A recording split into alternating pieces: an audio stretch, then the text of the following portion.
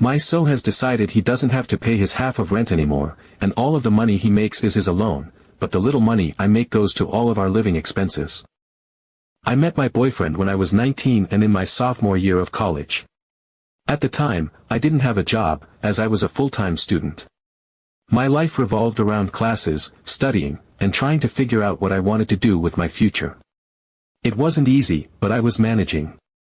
He was already working full-time at the time, and we started spending more time together. I'd go to his apartment, but I didn't move in. My dorm room still held all of my things, and I spent the majority of my days on campus from early morning until evening. It was a balance I was used to. Even though I wasn't financially contributing much, I helped in any way I could. I'd buy us lunch or coffee when I could spare the change, and since I had a monthly stipend for the university store, I'd spend it on groceries for us.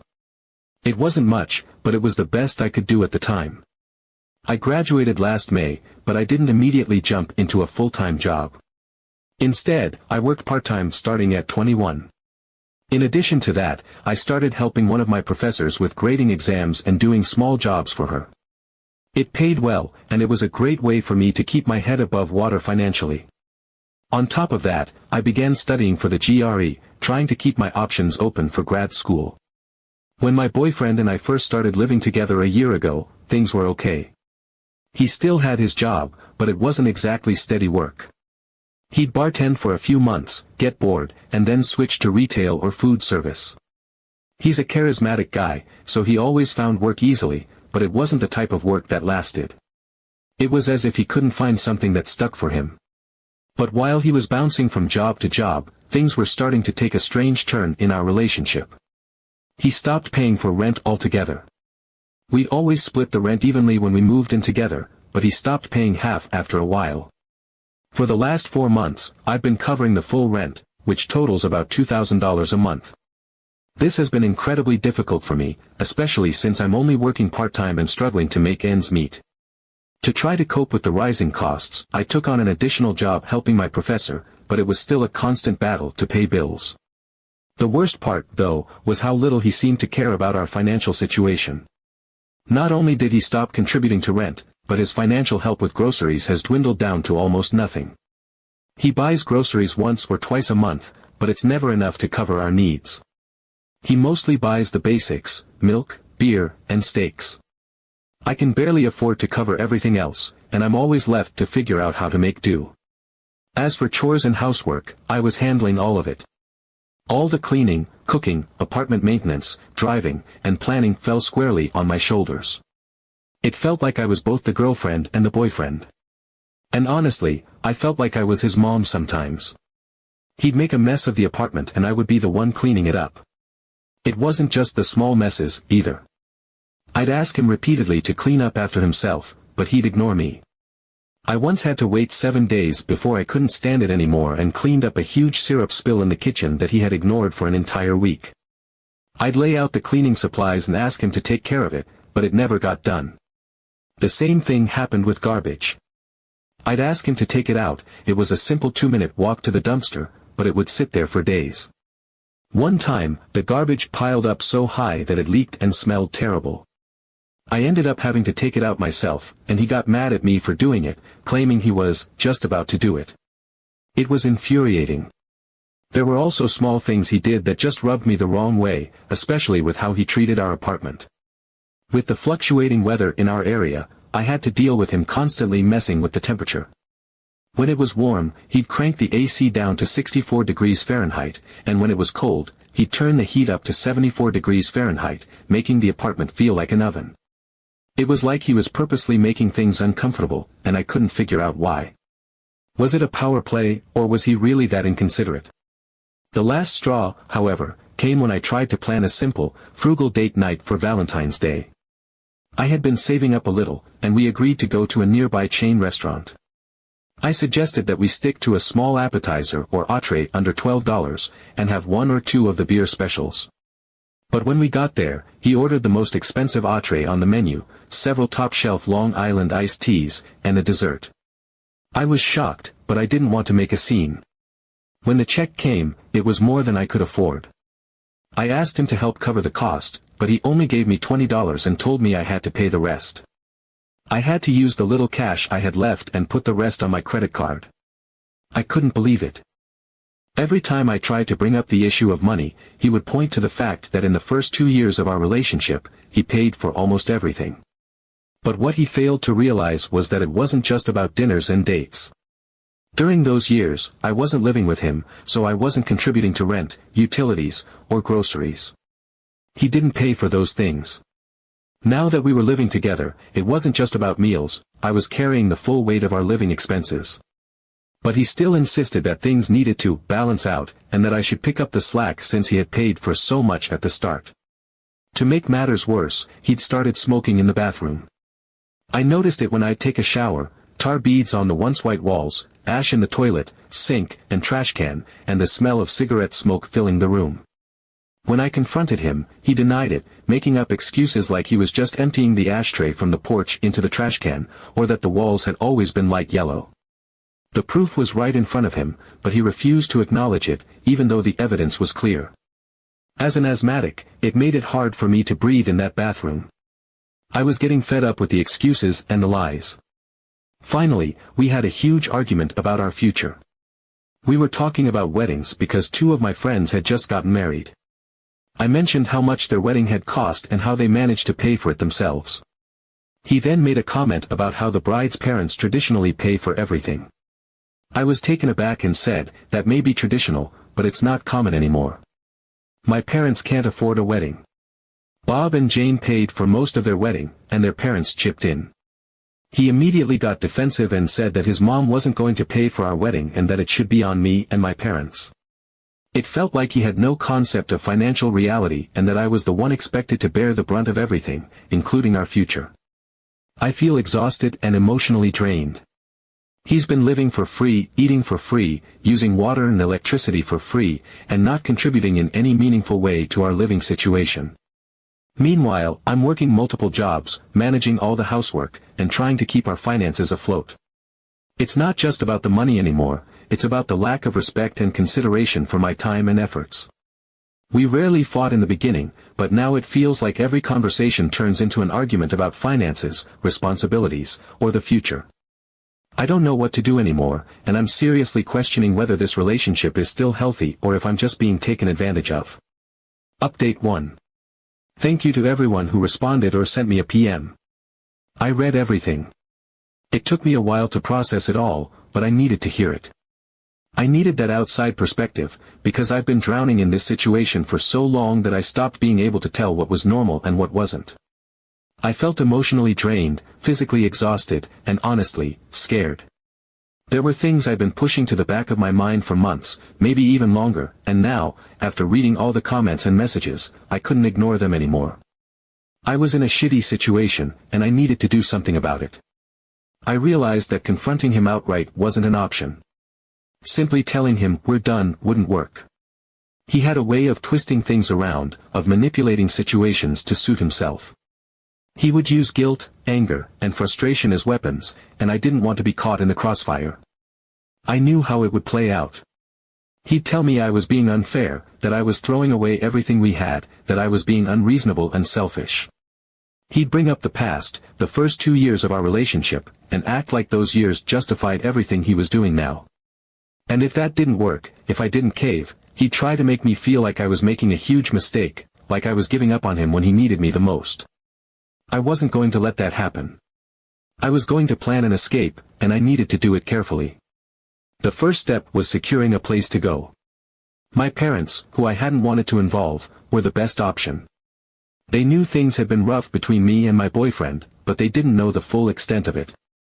I left out the worst of it when I talked to them, keeping things surface level, saying that I was financially struggling, that things weren't working out as well as I'd hoped. They agreed to let me move back in for a while. It wasn't ideal.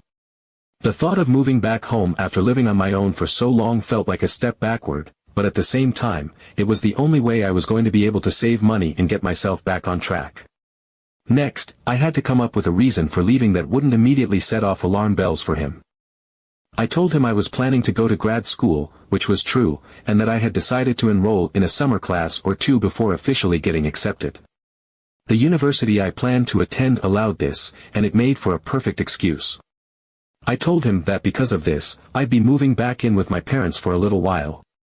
I tried to keep it as casual as possible, not wanting to stir anything up, not wanting to give him a reason to argue with me. But as soon as I said it, I could see the change in his face. He wasn't happy about this, and I could see the gears start to turn in his head. Update 2. Things have been moving fast since Tuesday, and I still feel like I'm catching my breath. It's strange, this mix of exhaustion and relief, like I've been running a marathon with no finish line in sight, and suddenly, the race is over. My body still feels the weight of it, my mind still lingers on the fear and stress, but there's a quiet sort of emptiness now, a space where all the anxiety used to live. Talking to my mom was the tipping point. I had held back a lot from my parents, never giving them the full picture of how bad things had gotten, because part of me was embarrassed, part of me didn't want to admit it to myself, and part of me thought I could still fix it. But after everything, after reading all the responses, after sitting in my apartment and realizing I felt more like a prisoner than a person in my own home, I knew I had to say something. When I told her more of the details, how he had stopped contributing financially, how he trashed the apartment and refused to clean, how he yelled and punched things and made me feel like I was walking on eggshells, her reaction was immediate. She wanted me out of there as soon as possible. No discussion, no hesitation. I barely had time to process my own thoughts before she was asking when she could come get me, how soon I could pack, what I needed to do to cut ties. It was like a switch flipped, and suddenly I wasn't making this decision alone anymore. The apartment situation was a mess, but at least there was a way out. Since the lease was in my name, I had control, but not as much as I would have liked. The landlord was sympathetic, but his hands were tied. Without any official criminal activity, they couldn't legally force him out immediately. He had 30 days. Breaking the lease entirely would have cost more than just paying out the last 2 months, so I took the lesser evil and paid through May. The one silver lining was that I could put the apartment on the market, meaning once his 30 days were up, they could start showing it.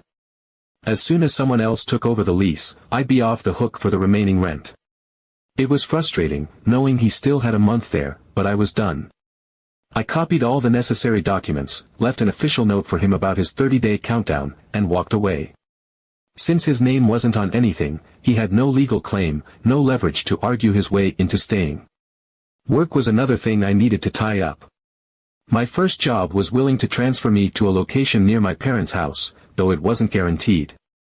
I had to show up to my current location a few more times until it went through, but my manager understood the situation and scheduled me lightly. I wouldn't be alone at any point, there would always be at least 3 other people in the store with me, which was a small comfort.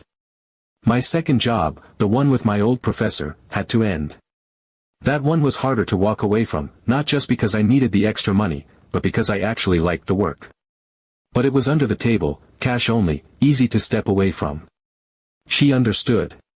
She wished me well. That was when it really started to hit me. The more steps I took to untangle myself from this relationship, the more I realized just how deep I was in it, how much I had normalized.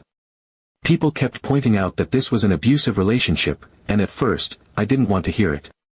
I kept thinking, no, it wasn't that bad, I wasn't being hit, he wasn't screaming in my face, he wasn't outright telling me I was worthless.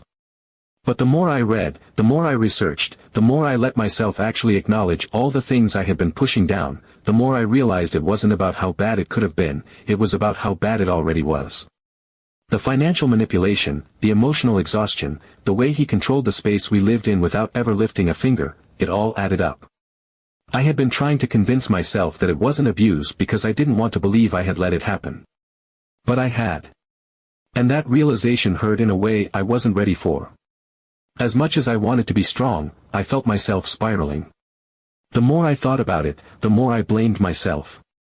I kept thinking, why did I let it go on this long, why didn't I leave sooner, why did I keep making excuses? I felt damaged, like I had lost something I couldn't get back, like I had let someone chip away at me for years and now I was looking at the pieces left behind, unsure how to put them back together. But I couldn't dwell on it. I had too much to do. My mom didn't want me staying in that apartment for even one more night. She wanted me out immediately. I had to convince her not to come charging in that second to drag me away. I knew I had a window of time where he wouldn't be there, he was working late that night, and I knew his shift wouldn't end until after 5 p.m. So my mom, my dad, and my uncle arrived at 5:30. I told my best friend what was happening, and she came too. Between the five of us, we managed to pack everything I owned into our cars. I didn't linger. I didn't second guess. I just packed and left. And then, suddenly, I was home.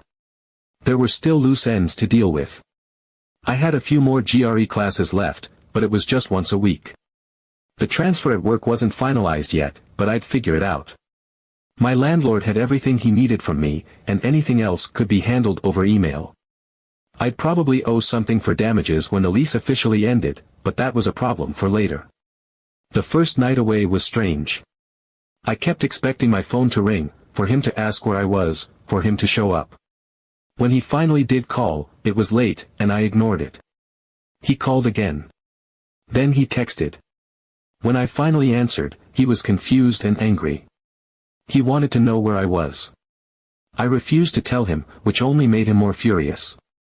I laid it all out for him. I told him he had been financially and emotionally abusive, that he had made me feel small, that he had taken advantage of me over and over again, that I was done. I told him I didn't love him anymore. And then something shifted. The anger disappeared, and suddenly he was crying. Apologizing, begging me to come back.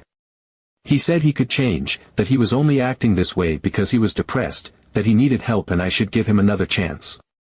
He even claimed that he was just about to tell me we were financially even now, as if that was the only problem. The conversation was surreal. I felt nothing. Not sympathy, not sadness, not anger. Just cold detachment. I was done. He kept talking, cycling between anger and sadness, trying to find the right angle to break me down, but I wasn't listening anymore. I was already gone. Eventually, he noticed that I wasn't engaging, and he snapped, demanding to know when I was going to stop this bullshit. I cut him off. I told him I didn't want to talk to him anymore, that he owed me thousands of dollars, that he was horrible, that I never wanted to see him again. And then I hung up, right as he was about to start crying again. He called and texted repeatedly after that. I ignored it. Today, he's still calling. He won't stop. I'm getting a new number. I don't know what the next few months are going to look like. I know they're going to be hard. But at least I won't be with that asshole anymore.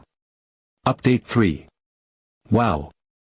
I never expected my post to blow up like this.